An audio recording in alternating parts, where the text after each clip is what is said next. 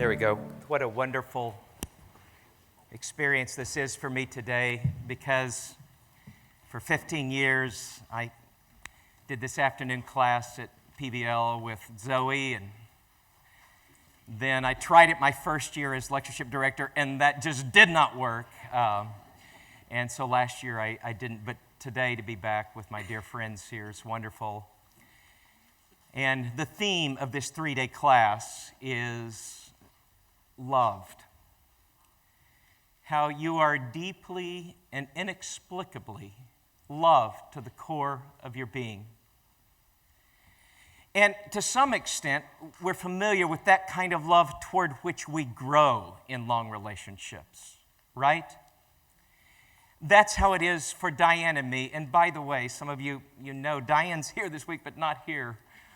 She fell yesterday, and our son, a physician, rushed her to the emergency room, and nothing's broken, but she can't really move, so we're alternating time with her and care with her. But anyway, I think of that, the length of what happens in a relationship. Not all years were good years for us. Some of the years we were lost in grief.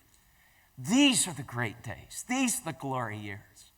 Not long ago, we were sitting there with our 2 granddaughters playing in front of us, and she looked into my eye, and she said 9 words I'll never forget. She said, "These girls are my reward for not killing you."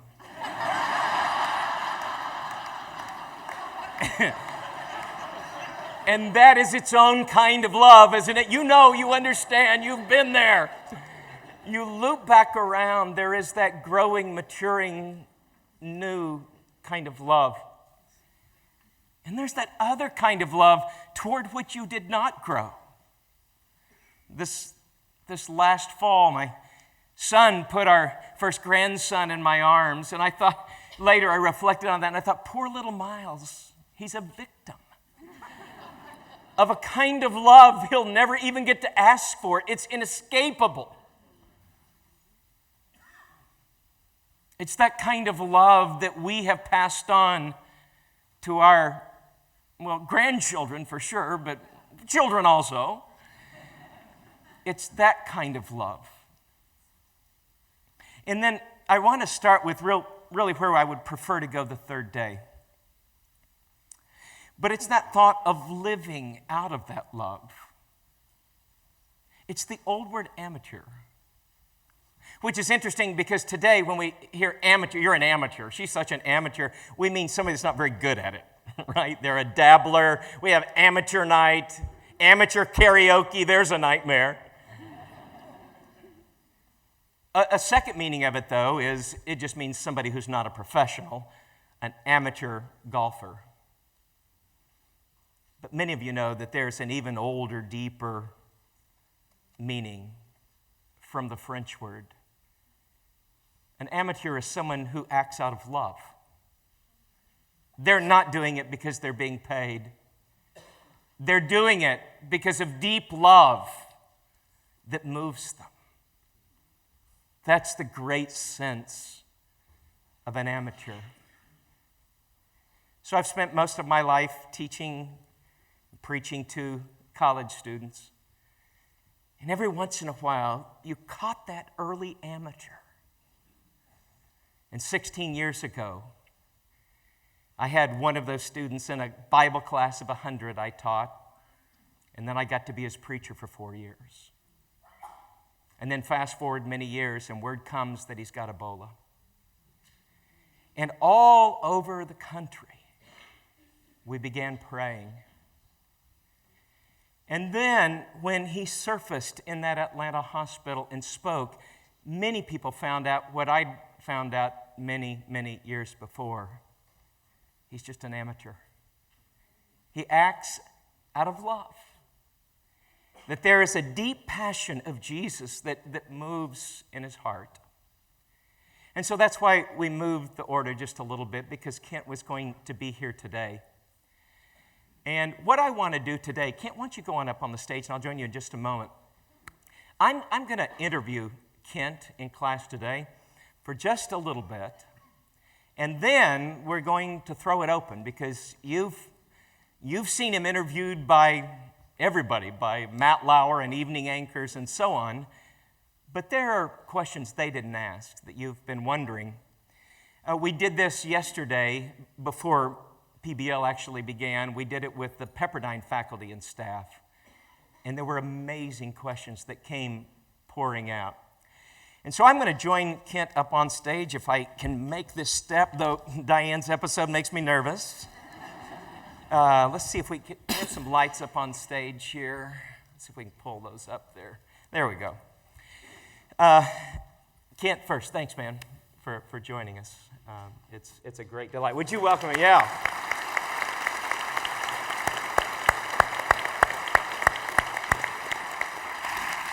We had this funny moment yesterday. I'm calling funny what was not funny at the moment because I was so embarrassed, but I got up to introduce Kent to the faculty and staff. And while we've corresponded constantly for the last 8 months or so, I hadn't seen him in the flesh until shortly before that. And as I started introducing him right after that, I kind of crumpled right there. So for all of us, it's a very meaningful thing. We've known since about the second week of August that you were going to survive. We've known that intellectually, but to have you here is wonderful. Thanks for coming. Thank you. Yeah. So this morning we had an unusual experience. We went, well, let me start here. Last night, got to bed, about 1 o'clock. But before bedtime, I said, Kent, you can go to anything in the morning. The funny thing is I didn't have to be here real early today. So I thought I'll catch up a little bit. So is there anything you'd like to go to tomorrow? He looks, 7 o'clock, Africans Meet Africans Breakfast. That's the one he wanted to go to. So we went there and had a great experience as Kent went and met folks there. But then we rushed over to one of the early morning praise times. And your old college buddy, Ryan Porsche, led 10,000 Reasons. And when it happened, I saw your head go down, you pulled out a paper and you started writing, and then I read that. Tell us about that. I had known that song. I'd sung that song I don't know how long. But after the events of July and August, I got out of the hospital, and for the first month, we spent time in a cabin in a secluded area, just our little family, and Amber's family came to visit us. Her parents and all of her siblings, she's one of 7, and her whole family was there. And we spent the weekend together, and we worshiped together in our little cabin that weekend. And her dad chose a couple of songs for us to sing together, and he picked, I don't know why he picked the ones that were going to make all of us cry, but he did. But we sang that song, 10,000 Reasons, and I don't know if I had never felt the words before. And the last verse of that song says, "And on that day when my strength is failing, when the end draws near and my time has come, still my soul will sing your praise forever, unending, 10,000 years and forevermore." And I recognized when we sang it that Sunday with Amber's family, that is my story. That is my experience. And we, just the next week, a few days later actually, we visited Samaritan's Purse headquarters for the first time since we moved to Liberia. And in the morning staff devotional, we had a time of praise and worship before I stood up to speak to everyone, and we sang that song. And sometimes now I can make it through that last verse. Yeah.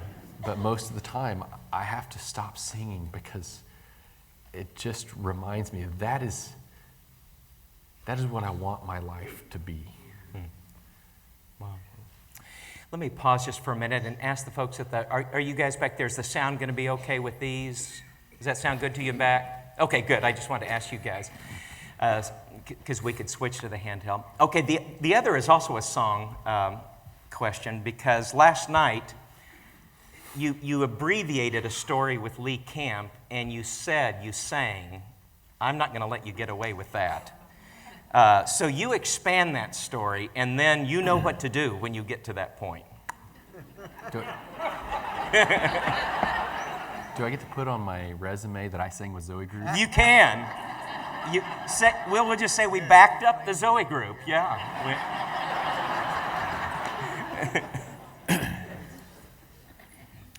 So there were a lot of patients.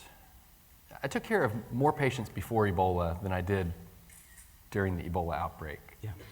And a lot of those are memorable experiences, people that made an impression on my life that I will always remember. But work in that Ebola treatment unit was unique. And as we cared for people we only had one survivor in that 7 weeks that I was caring for patients. So every person that we diagnosed with Ebola, we watched them die. And we watched them do it in isolation, where everyone approaching them was wearing a spacesuit and all you could see were their eyes. You know, they were dying alone with a disease that was taking away their dignity and their control of their body, and it was devastating. And so there are several of those patients that will stay with me forever. And one of them was a lady in her 50s. In Liberia, she was an older lady, but she was in her 50s, and she and her 30-something-year-old daughter were admitted together with Ebola. And they had contracted the disease from her other daughter, who was a nurse who had gotten it from one of the first patients. Mm-hmm. And they had cared for their daughter and sister until she died. And then a week later or so, they both got sick, and they ended up in our unit and were diagnosed with Ebola. And she was a very strong, stoic woman. And she was very dignified. You know, there were times that, for instance, once we had just cleaned her up. I'm sorry, this may be a little graphic, but she was having uncontrollable diarrhea, and we had just cleaned her up, a nurse and I.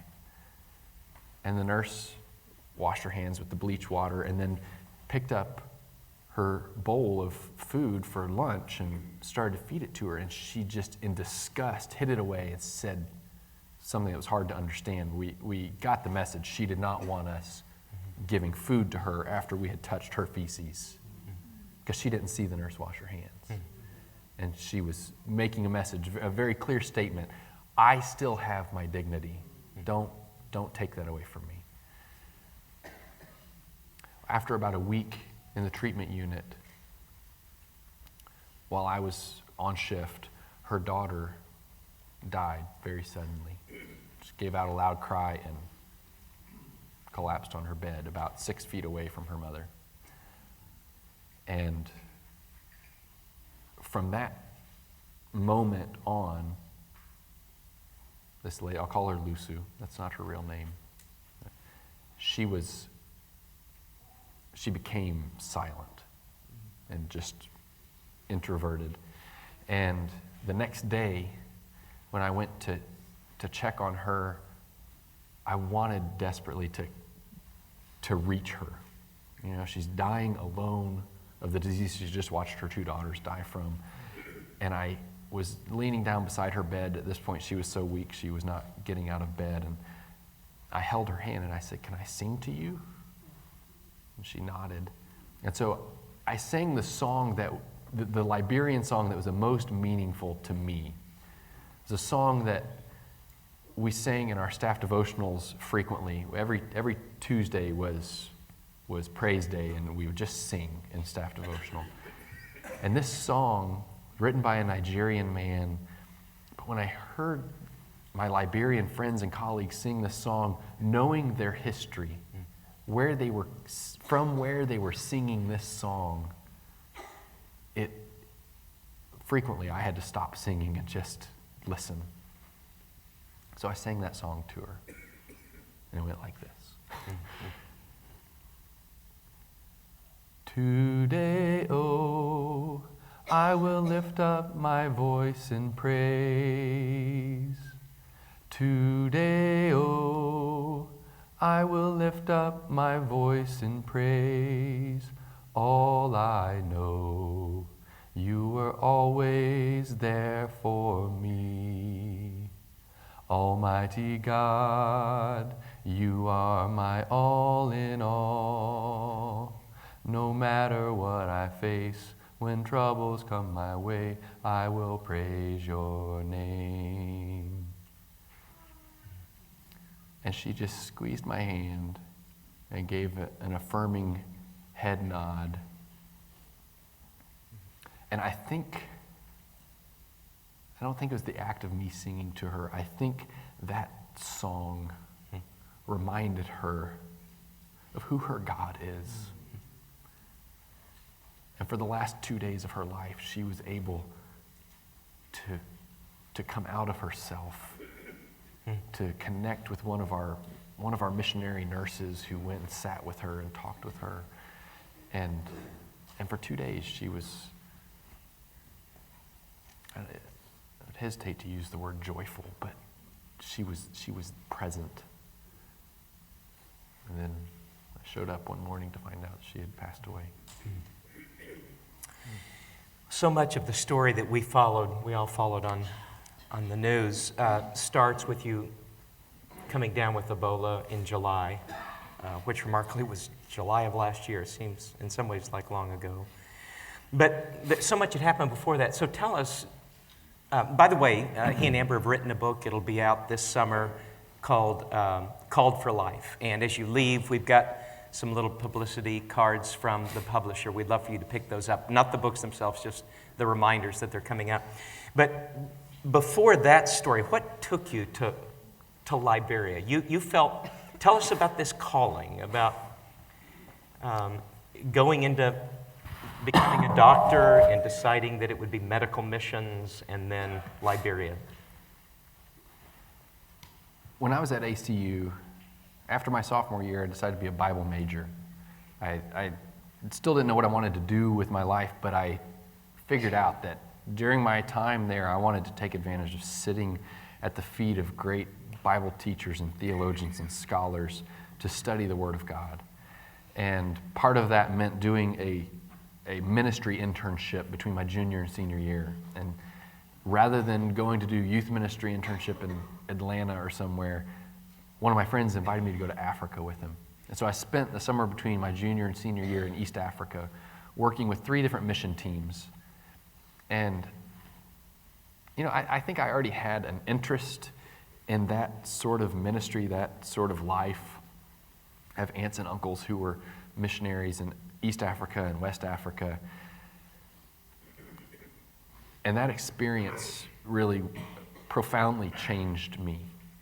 And I came back from that summer recognizing that God could call me to that kind of life.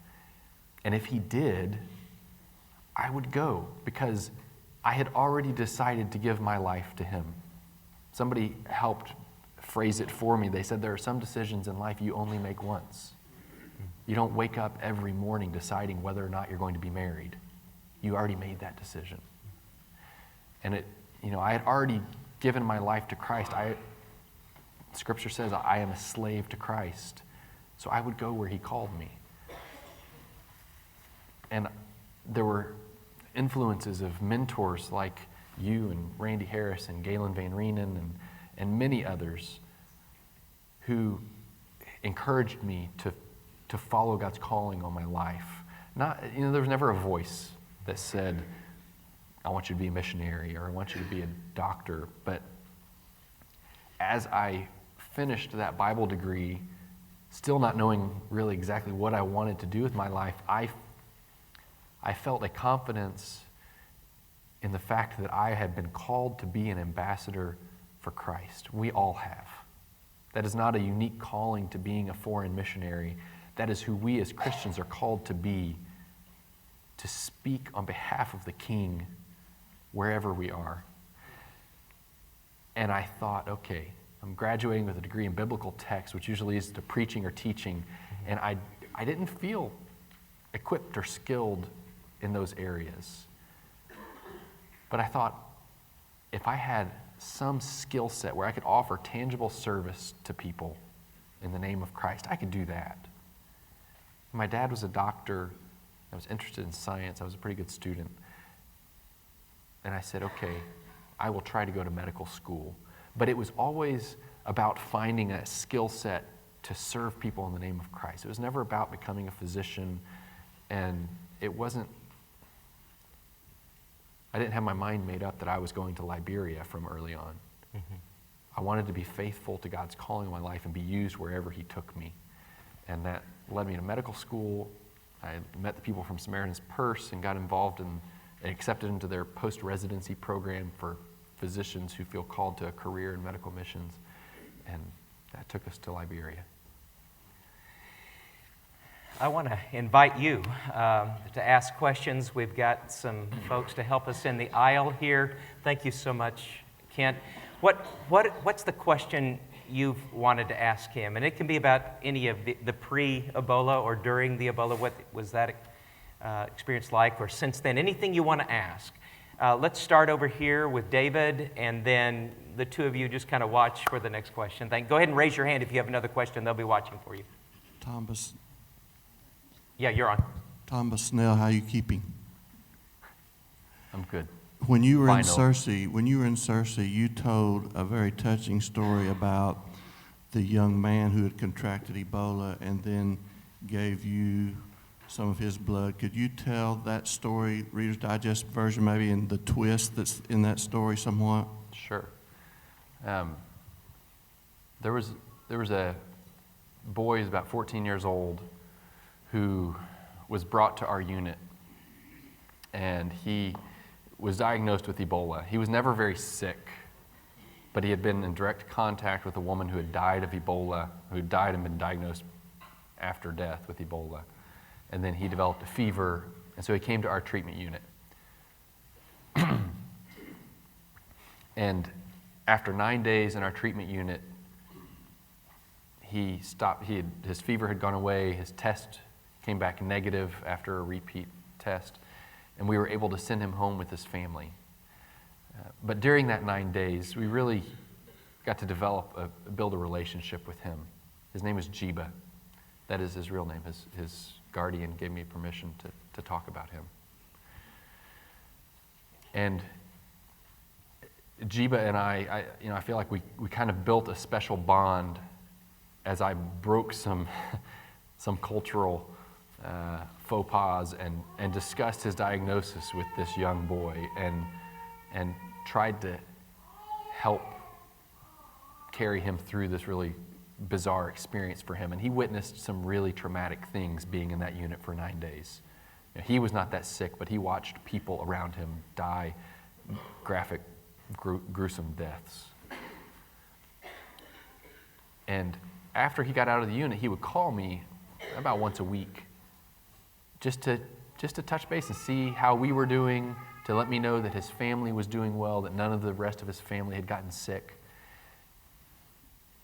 And after I was diagnosed with Ebola, he called me, just one of those regular phone calls, and he asked how I was doing. And I said, Jiba, you know that Ebola virus you had, I have it now, and I'm really sick.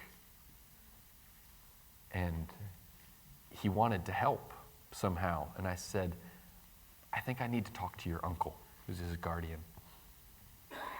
So his uncle called me back, and I said, I think my doctors would be interested in giving me some of Jiba's blood, because I was bleeding. I had already had 1 or 2 blood transfusions at that point.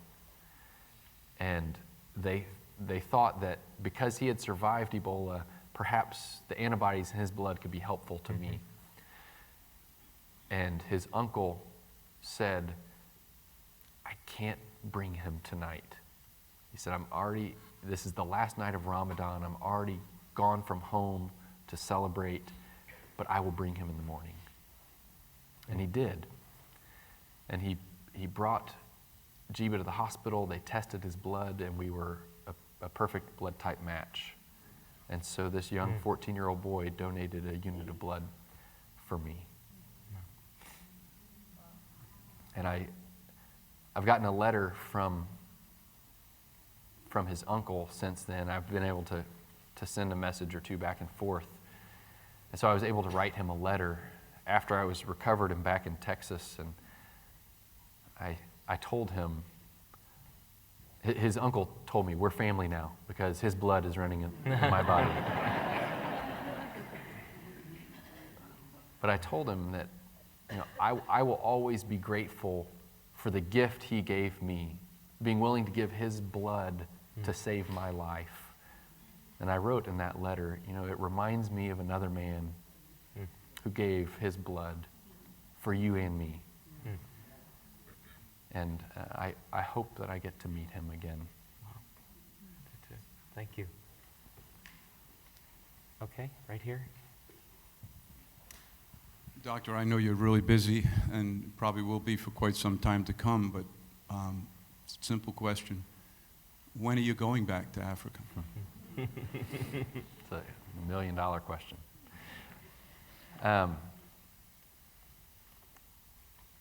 Right now, we have this platform, these opportunities to speak, to share what God has done in our lives in a very public way, and we want to be good stewards of those opportunities. That's why we wrote a book, is to share our story in a deeper way with a broader audience of people so that God might use that story to work in people's lives.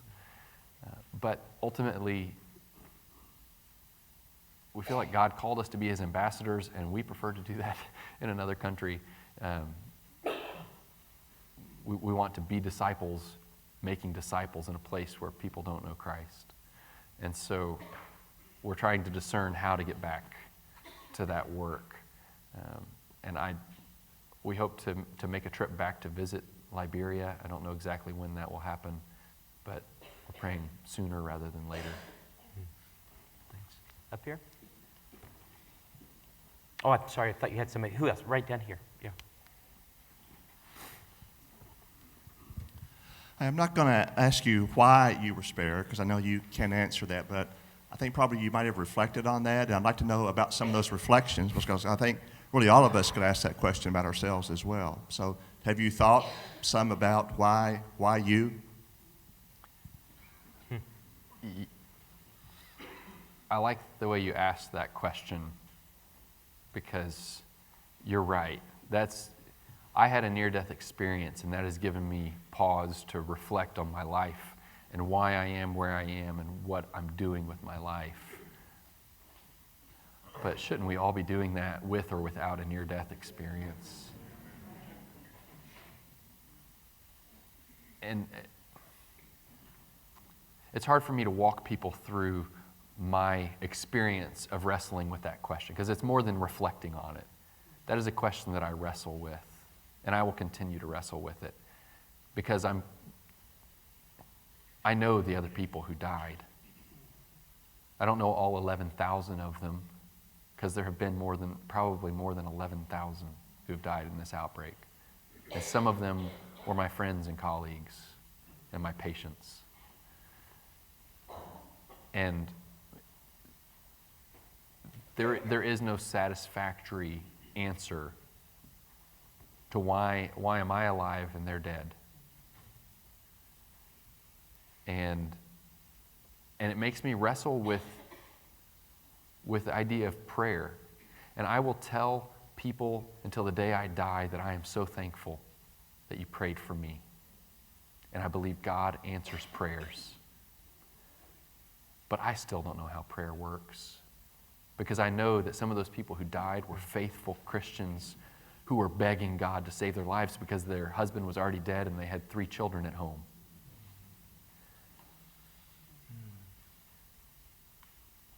And so I will continue to wrestle with that. An area where it's easier for me to see how prayer worked is my friend who texted me in early April and said, "I am fasting in prayer for your faith today." And that same friend texted me after I was in Atlanta, and he said, you may have gone to Africa to make disciples there, but I want you to know that you've succeeded in making disciples here. My faith is stronger because of you today, brother. And I wrote back, or I communicated back to him. I said, I had nothing to do with that. I said, this is all your fault. I said, you're the one who was praying for God to increase my faith. You were praying for my faith. And God was faithful in answering that prayer and giving me what I needed to be faithful in the most difficult trial I had faced up to this point in my life. But as a result of your prayer, He strengthened your faith. So I'll never be able to answer why. But the question that I will answer, whether I want to or not, is, so what now? And I think, again, that's the question that we all will answer, even if we don't know we're being asked it. I'm alive now, so what am I going to do with my life? And that question will be answered by how I live. And I hope that I answer it by living a life that is meaningful and helpful to other people and glorifying to God. Your question, it's so meaningful to me. It comes out of your own suffering in some ways, but what's your response to that? Does that...